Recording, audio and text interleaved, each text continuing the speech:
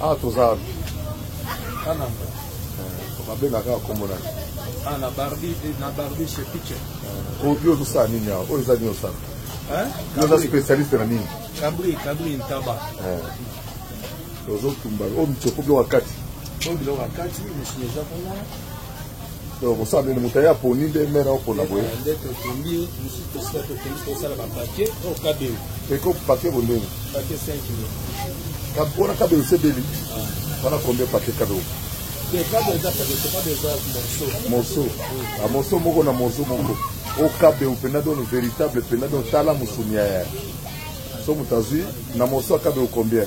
5 000. Voilà, ce que soit saucisse yango. Saucisse c'est beli.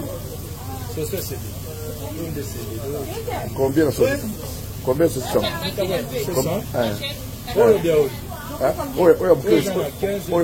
Oui, c'est béni. Alors, ça aussi béni dans total.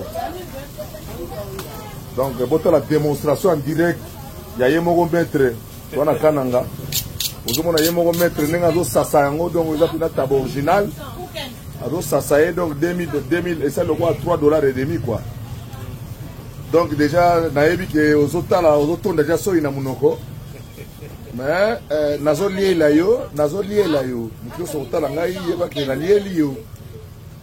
Wana kata kananga do oyo biloko kati ya taba osina taba oyo pena zo kola olia pena biloko na zamba. Donc naza pena taba bio ti ozo kena solo déjà na musika ozo sentir que ntunga ezo ya.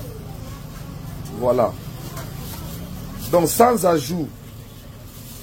Vous comprenez? Donc, si vous avez un donc, vous avez un saucisson. Ça des boudins, quoi. Boudin à michopo. Donc, vous avez sentir que oui, n'allez, tabac, michopo, il y a solo pour vous. Vous avez que il y a ça discussion qui va pimater. C'est quoi ça? Bingi batwaya kawalenga ni balinga mayonnaise. Mais tout le monde bon outil quand on te bon donc le sentiment pena senti joie to sentir que il kananga au damaki pour les preuve par neuf merde Dieu ce que maman yo pono comme ça monsieur kitoko voilà au maître yemo so ya wa so na kananga so mone longo te wana yete yo. Merci à trop. Alors, bon boulard déjà bien volé à Makuto Queen, sans bidon. Merci. Pipi dongo, on a chat menacé que baba c'est un Zulu câble joueur qui est azanga remplaçable à lobby Mikolo maître Emmanuel Menga lobby l'insubmersible quoi. Voilà le coucher du soleil là tout au fond sur la rivière Louloua qui donne le nom au peuple majoritairement installé ici dans la ville de Kananga. Nous sommes le dimanche 29 mars. Non, dimanche 30 mars 2025, je suis arrivé ici, j'ai été autorisé à venir rapidement pour participer à l'ouverture de la session. Vous savez, je suis député provincial élu de la province, de cette province ici. Donc je suis devant les bâtiments, le premier immeuble construit de la République qui a, encore vous le constatez, qui a 5 niveaux, on appelle ça Imokasai. C'est aujourd'hui un immeuble qui appartient à des privés.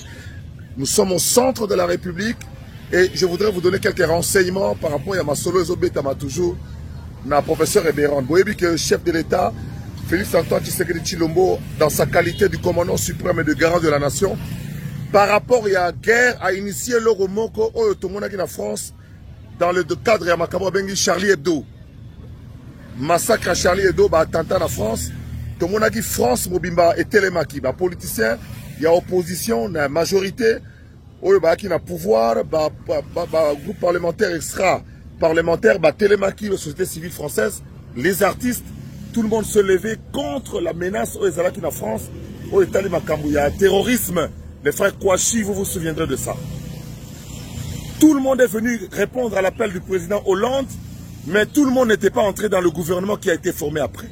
C'est dans le même esprit que le chef de l'État a fungoli l'esprit, a fungoli jeu, a lobby consultation politique n'a pas politicien avec le principe Oyotoko Bougete, c'est-à-dire la suprématie de la Constitution, le respect de l'intangibilité des frontières, tel qu'hérité de la colonisation, et puis bien entendu, la souveraineté, la reconnaissance de la souveraineté de la République démocratique du Congo. Ceux qui osent coadhérer dans le principe en tant que Congolais, face à menace, il y a un pays pire que le Rwanda, le président Nabango Kagame a commis le lot génocidaire, n'a resté dans l'Union européenne, il y a soutenu même Qatar, parce que Rwanda n'a pas 600 millions d'euros chaque année pour développer le tourisme dans Rwanda. Rwanda n'a Qatar a tongaki na Rwanda raffinerie ya munene pour raffiner or oyo uta Congo. Rwanda n'a azoki mbongo ya Angleterre pour azoba réfugié. Lelo Angleterre a katimbongo. Lelo avion rwandais au monde a plus de 100 avions. Les avions au Qatari ba pesi bango. Et mira Qatar a ebisi en tout cas na yeba kité que mbongo na pesa rabino et ya kande ko servi pour na koboma batu. Banda lelo en tout cas ceux qui boyoka na Congo te na kokata basolo. Alors président Tshisekedi azaki clair na yebisa bino déjà que Kagame lokola ko akotala ene longité atalaki yepe ne longité mais fatia soki occasion ko gazer pe ya ko tchepe na tout droit par rapport à la situation wana. Donc tout ça boye Kagame asa ko suka. Donc yo Congolais zo kanisa ke o bana misala oyo bananga banani bakoyati koto oyo bakoma ba président yo zo banga ko sa position bazo beta mama na bino ozo banga ke ona ko sa position te pona boyena boy yo muto zo banga oyo bazo boto la lupangu na tata na yo atikela bino yo zo banga pozo banga soki nani bino bozo banga pamba eloko moko ekozala te Fati grand stratège asa ko faire évoluer. Qu'on participe à la consultation politique ne veut pas dire qu'on est d'accord dans la politique à Fati. Qu'on participe à la consultation politique ne veut pas dire qu'il faut qu'on attaque le gouvernement d'Union nationale.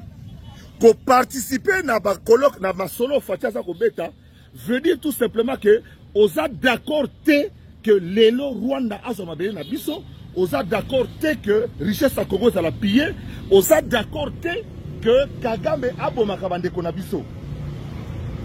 Et pour cela, nous avons remercié Martin Fayoulou, nous avons remercié Pé Mukwege, qui ne sont pas d'accord avec la politique de Fati, mais qui disent qu'en ce qui concerne l'intégrité du Congo, en ce qui concerne la suprématie de la constitution de la République démocratique du Congo, en ce qui concerne la souveraineté du Congo, on ne touche pas.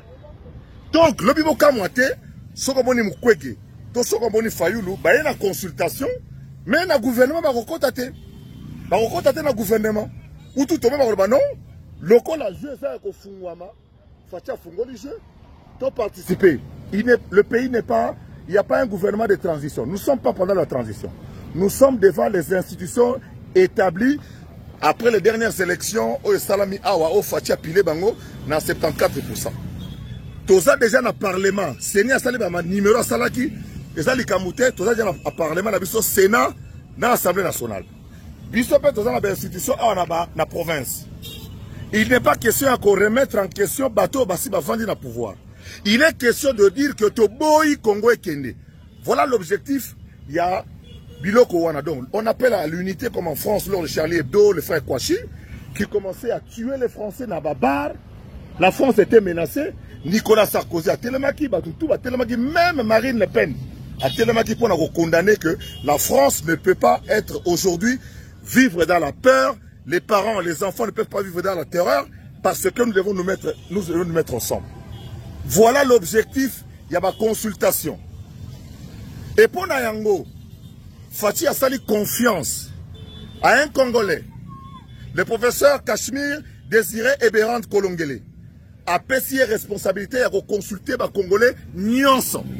À Bandaki, il y a une semaine passée, et nous l'avons vu avec la majorité présidentielle, Bassa Yambi Bango et Sili, ouverture et salami sikoyo, que les personnalités politiques, par personnalité politique, il faut entendre des gens qui ont assumé des hautes charges dans la République et qui sont encore en vie. Kengo Adondo, Mamanzou Jouambombo, Maître Nimi Maïdi Kangimbi, voilà les personnalités. Yo Salamo Association na yo, otonga 12 ndaku, on a personnalité. On a personnalité. Luka Association Morobo Sangana, ceux qui a notable ya Kwilu, ceux qui a notable ya Kassai Central, bayamba bino pesa idée na bino. Comme kunezate, on reçoit déjà par rapport à la catégorie. On ne paye rien. Oyeka ko pesi makalisi na yo par rapport ya lisolo wana. Donc vrai lisolo za consultation wana balobi te zalaka ka mutu o zalaka bolinga fachi te. Mais olobika ke lupango tata tikela biso. Tobona kangoti. Tata tiki lupango bana mo balobi to teka, muso balobi to teka te. Tomona kango. Donc lupango na biso zali Congo. Lelo voisin moko alinya boto na biso lupango tata tika. Poni ni lupango na biso za na coin, poni ni lupango na biso Maïbi, et bon, on a bien, pour à partir du port Nabiso, aux hommes on a boulevard. Voisin, à l'Ingaboto Nabiso. Yango wana biso dans le bitin, na bato balinga toteka lupang. Non balinga toteka lupang ou te basangani, le bilan to défendre dans le lupang Nabiso, to continuer le débat après. Voilà un peu ma cambo de Salamakuna. Et puis, deuxième question, Zali, bon, il faut tout ça le gouvernement d'Union nationale. Mais le gouvernement, il y a guerre. Le gouvernement, il y a le bataille que ngai na majoritaire na Kasai central te yo na Kasai central soko na kananga soko lobby est-ce que bakoyoka yo voilà bato yo fati azo luka kotsa na gouvernement est-ce que Zakle Nakine lokola toni sa stade de martyr yemo ko dire match vita imana est-ce que Nakine soko lobby bakoyoka eto bakoyoka ete bakoyoka e akoti bakoyoka ete za libanda. Donc ce gouvernement d'union nationale ezali gouvernement sélection moko ya batu oyo ba capable de mobiliser ceux qui ba yeko sona ba jeune ba landi embang to moni ba tebele ba ke ba solo na ba province mais ba yata na likili moko te ba recruter mutu te likili veut dire recrue donc ba recruter ata mutu moko te aucune recrue mutu aye ko bimate ko na ina kota armée wana bo sa eloko te mais on a besoin de vrais leaders que soit kiti na kana mobilisation générale te kaka ya opesi ba mère mbongo ba yeko yambo na aéroport te ya oyo leader akana ngapena kana ngamo ba yoki ke tel a côté na gouvernement kana ngegangi oh mutu tel ba nommé ya Katanga ba yebi ke o so akomi na Lubumbashi akomi na Likasi so akomi na Likasi gangi. Voilà des gens qui vont composer, c'est-à-dire des gens qui ont un ancrage réel. On ne tiendra pas compte, à ce que je sache, j'ai 42 députés, j'ai 52 sénateurs, 48 sénateurs. Wana okotika na majorité na yo na parlement mais na gouvernement tout ça va battre oyo baza ba vrai leader, des gens qui disent des mots qui peuvent donner un ordre et un mode qui sera suivi. Voilà des gens qui sont intéressés pour ce gouvernement d'union nationale. Les consultations continuent. Beau déposer ba demande nabino pas chez les individus, pas chez Zakari Bababaswe, non. Beau que de la CNS, na bureau ya Conseil national de sécurité.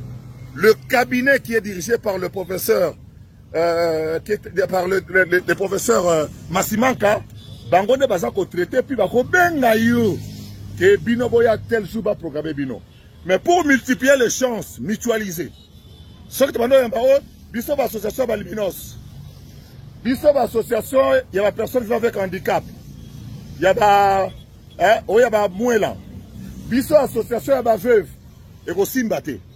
Mais bon, ça na mingi na ba cartel na ba plateforme pour faciliter ba yamba bino bo sola po bolo balika mombala moko bato ba ko yamba séparément ezali batu oyo ba personnalité ba sala papa yo lobi siko yo ba ange ba longa yo ndenge on est ko loba nini vraiment excellence baba passe et là on a ringna loba eza que ba ange ba bela kate eloko liboso ba ange ba mona kapasi obiso tozomona na se ya moite ya mibale ba ange bazo adorer Nzambe baza déjà ba saint mais biso tozo adorer Nzambe tozo luka bu saint toleki bango elo wa mibale ya misato 1 Corinthiens chapitre 3 chapitre 6 verset 3 ezolo ba ete na mikolo suka biso tokosambisa ba ange yango na ngana yebisa batu boy Nzamba longola nanu ba ange anatanga biso totombola ye nanu anatanda eza busenga bayembi mingi et puis batikani na monotonie basaka ka TSN mais même ndinga mbali Nzambi chimpinga baloji bukola bwadia bukola tambo chisamba cha yuda mukakala kuyuka nyindu wa bushitu katumba kalobu muchi wa mina malulu mukakala kuyuka maika hayulo ndibo kuja bukola kwanza ngo kwanza mvulwa mudimbi mina mei Sokingana gomina lola, ngana boyebisa Jésus, Jehova longola banje. Wazakari baba basuzambi, longola banje. Sina koyemba ndenge nini. Tindindi, tindindi, mandindi. Keje mubeni. Butemukulu wako sete. Butemukulu. Oyo kana yebela yango ya. Oya fi. Wakusamba bana banyu.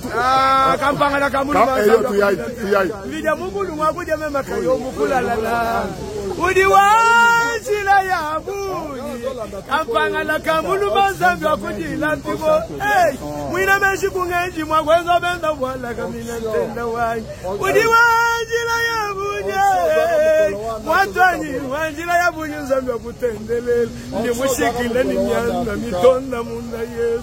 Wewe ndajiwa bana banyi mema njila wa mukalasa mamwa kudenga. Chilumba inyanga dinge nange bagana nebu. Yepo wanyi kungenji mwakwenzo wa bena. Njila yaba wewe shefu wanyi. Yepo wanyi kaya na munjila ya bana babana. Chamaka ndanzani wakudila mpiko. Mbakanga kujaba luma. Ukangula jaba kasho. Mbakanga kujaba kasho. Ukangula jaba luma. Zakari nzambi mufika munda. Anu mwaba udi bakangila. Yudi nzambi ukangwila. Walu mwanjila ya bunyo. Chilumba yima nyikajulu. Tulibaso kukuimbi.